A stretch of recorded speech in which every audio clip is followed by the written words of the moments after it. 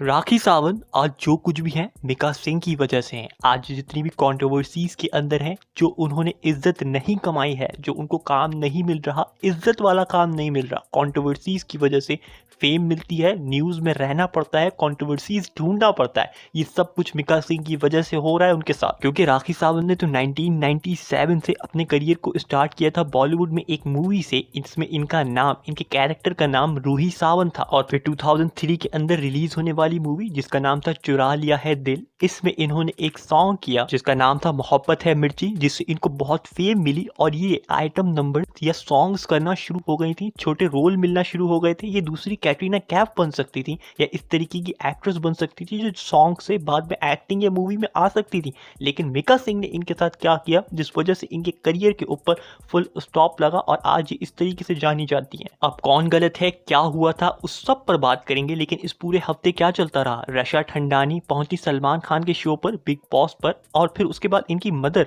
रवीना टंडन भी वहां पर पहुंचती है और दोनों को कंपेयर करते हुए सलमान खान की तरफ से एक लाइन बोली जाती है कि रशा ने अपनी माँ को बीट कर दिया है ब्यूटी के अंदर, और जो उन्होंने डांस सिखाया उससे भी सलमान बहुत ज्यादा इंप्रेस नजर आया। और रवीना ने भी अपनी न्यू बेटी जो डेब्यू कर रही है राशा ठंडानी, उनको भी वहां पर बहुत ज्यादा सपोर्ट किया और कहा कि हाँ, ये जिस तरीके से आज डांस कर रही है वो मैं अपनी पहली मूवी में तो नहीं कर सकती थी क्या। लेकिन वाकई में रशा ठंडानी रवीना टंडन से बेहतर हो सकती है। 90s में जो उन्होंने सॉन्ग्स दिए, मूवीज दी, परफॉर्मेंस दी, या जो एक्टिंग थी, या 90s में जो उनके चेहरे पे लुक थी बगैर किसी कॉस्मेटिक सर्जरी के या फिर किसी भी सर्जरी के, वो सब कुछ क्या रशा टंडानी कभी मैच कर सकती है? इस सवाल से पहले जानना पड़ेगा रवीना टंडन के बारे में। इनकी डेब्यू मूवी जो 1991 के अंदर रिलीज हुई जिसका नाम था पत्थर के फूल, लेकिन अनफॉर्चुनेटली 1991 से 1994 तक इनके करियर के ऊपर फुल स्टॉप लगा रहा, इनको कोई हिट मूवी नहीं मिली। लेकिन 1994 में एक मोहरा नामी मूवी मिलती है जो अक्षय कुमार के साथ इनकी रिलीज होती है, जिससे अक्षय कुमार से रिलेटेड और रवीना से रिलेटेड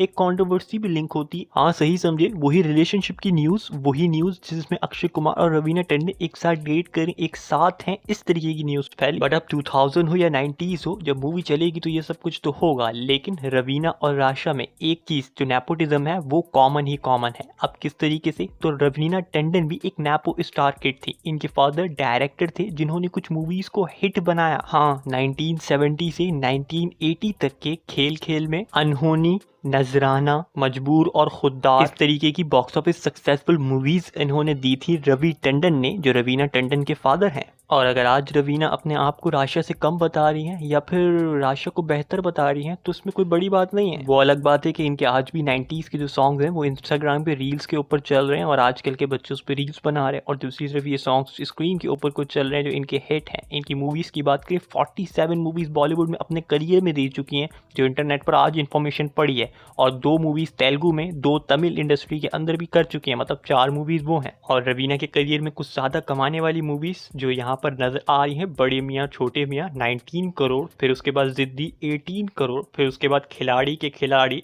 14.38 करोड़, फिर उसके बाद दूल्हे राजा 12.63 करोड़, फिर उसके बाद मोहरा जो 12.2 करोड़ कमाई है। भाई, आप अपने करियर के अंदर इतना कुछ करने के बाद कोई माँ ही हो सकती है जो अपनी बेटी को सारा क्रेडिट दे रही हो या अपने आप से बेहतर बता रही हो? अब तुम्हें क्या लगता है वो तुम बताओ। दूसरी तरफ इसी हफ्ते उर्वशी का भी एक आइटम सॉन्ग रिलीज हुआ है, एक सॉन्ग रिलीज हुआ है। अब ये सिर्फ गाने करने के लिए या फिर क्रिकेटर्स के साथ कॉन्ट्रोवर्सी बनाने के लिए ही रह गई है। अब उस सॉन्ग के अंदर भी जो कोरियोग्राफी की गई है, जो सॉन्ग्स के स्टेप्स हैं, उसकी वजह से इनको ट्रोल किया जा रहा है, डायरेक्टर को ट्रोल किया जा रहा है। मूवी का नाम क्या है मुझसे प्रोनाउंस नहीं होना, सॉन्ग का नाम क्या है मुझसे प्रोनाउंस नहीं होना, मैं एफर्ट भी नहीं करने वाला। और साउथ इंडस्ट्री की तरफ से जो कोरियोग्राफी सॉन्ग्स की जाती है उससे रिलेटेड हम डिटेल में बात कर चुके हैं जब पुष्पा के 2 गाने रिलीज हुए थे, और उसके बारे में अब दोबारा बात नहीं करेंगे। दूसरी तरफ शाहिद कपूर की भी एक मूवी रिलीज हुई है, उसका भी एक सॉन्ग आया है जिसके अंदर उनके जो स्टेप्स हैं उनको भी कुछ लड़कों की एक रील वायरल हुई थी, उससे रिलेटेड बात की जा रही है। अब शाहिद की ये मूवी रिलीज हो जाए फिर इसके ऊपर डिटेल में बात करेंगे। बट अगर अभी अपने दोबारा ओरिजिनल टॉपिक पर आ जाए, राखी सावंत और दूसरी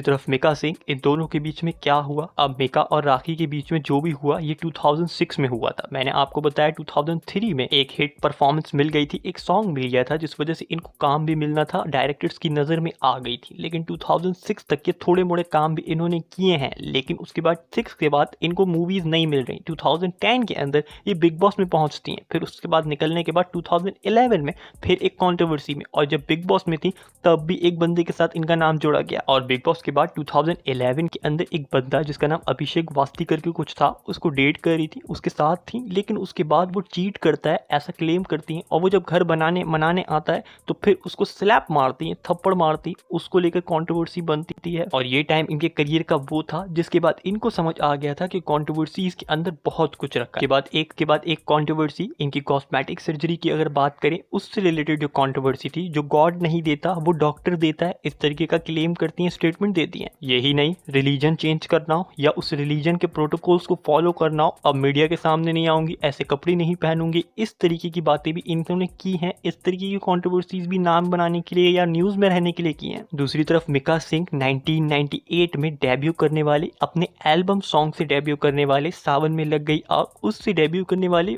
स्टार्ट में ही फेम मिलने के बाद इस तरीके की कंट्रोवर्सीज, हैरेसमेंट से रिलेटेड या फिर लड़कीबाजी से रिलेटेड इनके करियर में भी इस तरीके की बहुत सी कंट्रोवर्सीज रही हैं। अब दोनों के बारे में आपको बताया, अब 2006 जो सन था उसमें क्या हुआ वो जानते हैं। लेकिन एक ऐसी कंट्रोवर्सी जो 2006 में मिका सिंह के साथ होती है। अब मिका सिंह एक पार्टी अरेंज करते हैं। अब ये बात है 11 जून की, मुंबई के अंदर ये पार्टी अरेंज की गई, बर्थडे पार्टी है जिसके अंदर मिका सिंह चार्ज नजर आ रहे हैं, बहुत एनर्जेटिक हैं और अपने फ्रेंड्स के साथ इस पार्टी के अंदर एंजॉय करते हुए नजर आ रहे हैं। अभी इनके भी करियर का स्टार्ट है, लेकिन अच्छे सॉन्ग्स दे चुके हैं, बहुत ही ज्यादा हाइप है इनके करियर के अंदर।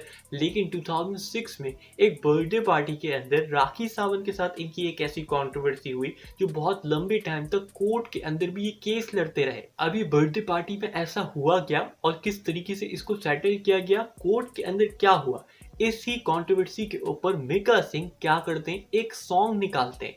अब ये एक डिस्ट्रैक्ट सॉन्ग था और ये 2006 में हो रहा है। अब 2006 के अंदर ये डिस्ट्रैक्ट वाला जो है वो मिका सिंह काम शुरू कर चुके थे। अब ये जो डिस्ट्रैक्ट निकाला इन्होंने राखी सावंत पर, इस सॉन्ग का नाम था तूने पप्पी क्यों ली। अब अगर आज सोचा जाए तो ऐसा लगता है कि मिका भी चाहते थे उस वक्त की कोई कंट्रोवर्सी हो, न्यूज में आए और बहुत ज्यादा हाइप बने, क्योंकि अगर आज के टाइम पर आप देखें तो इस तरह की कंट्रोवर्सी सोशल मीडिया पर बहुत चलती है, जिस वजह से बहुत से बंदे जो है वो पॉपुलर हो जाते हैं। अब रजत दलाल की एग्जाम्पल ले लो, एक मीडिया पर्सनैलिटी बन गए, एक सोशल मीडिया के ऊपर डराने वाले, धमकियां देने वाला बंदा एक बिग बॉस हाउस में पहुंचता है, फिर वहां पर अपनी पर्सनैलिटी को शिफ्ट करने के लिए, क्लीन करने के लिए जो कुछ पॉसिबल होता है वो करता है। लेकिन सोशल मीडिया के ऊपर नाम भी बना, सोशल मीडिया के ऊपर फॉलोअर्स भी बने और आज इज्जत भी मिल रही। अब मिका सिंह ऐसा चाहते थे या नहीं चाहते थे, उनके करियर में उस वक्त भी अच्छे सॉन्ग्स वो दे चुके थे, अच्छी खासे उनके नाम बन चुका था, लेकिन फिर भी क्या वो और ज्यादा नाम पैदा करना चाहते थे, जिस वजह से राखी के साथ ये सब कुछ कंट्रोवर्सी बिल्ड की गई। अब ये कंट्रोवर्सी थी इतनी, बर्थडे पार्टी के अंदर जब केक काटा जाता है तो केक काटने के बाद राखी मिका के फेस के ऊपर केक को मल देती है। अब केक मलने के बाद मिका जो है वो किस करते हैं राखी सावंत को।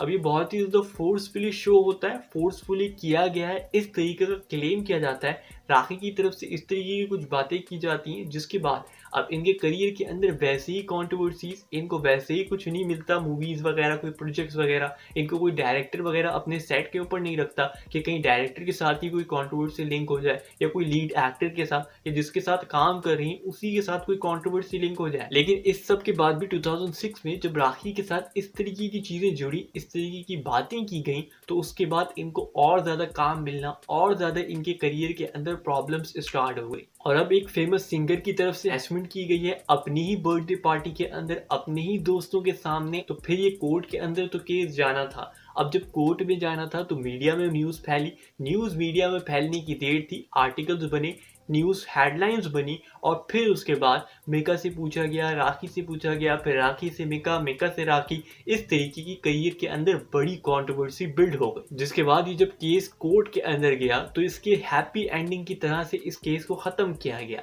अब ये एक स्टोरी की तरह से शो करेगा। अगर आज बात करें कि पहले शुरू हुआ, अच्छे तरीके से शुरू हुआ एक बर्थडे पार्टी से, जहाँ पर अच्छा माहौल था, वहां से एक कंट्रोवर्सी बिल्ड हुई, फिर एक अच्छे नोट पर हैप्पी एंड के साथ ये एंडिंग की तरफ भी जाती है। अब कोर्ट के अंदर मिका कहते हैं कि मैंने जब बर्थडे पार्टी के अंदर सबको मना कर दिया है कि केक कोई भी काटने के बाद मुंह पर या बॉडी के ऊपर नहीं लगाएगा, तो यहाँ पर राखी सावंत आती हैं और आने के बाद मेरे मुंह के ऊपर केक को जो है वो मल देती है, जिसके बाद मुझे गुस्सा आता है और फिर मैं ये सब कुछ कर देता हूँ। अब इस तरीके की स्टेटमेंट कोर्ट के अंदर देने के बाद इस केस से अपनी जान छुड़ाई जाती है। उसके बाद राखी और मेका एक दूसरे को अच्छे तरीके से डील करते हुए भी नजर आते हैं। अब ऑटो के सामने कोई मिलना हो या फिर पेपराजी स्पॉट करी तो अच्छे से एक दूसरे को डील कर रहे हैं। मतलब एक अच्छी प्रॉफिटेबल कंट्रोवर्सी हो गई जिसने प्रॉफिट कमा कर दे दिया। अब ये प्रॉफिट पैसों में डायरेक्टली पैसे तो नहीं है, लेकिन कंट्रोवर्सी हुई तो वहां से कुछ हुआ, वहां से कुछ हुआ, फिर वहां से कुछ, तो साथ में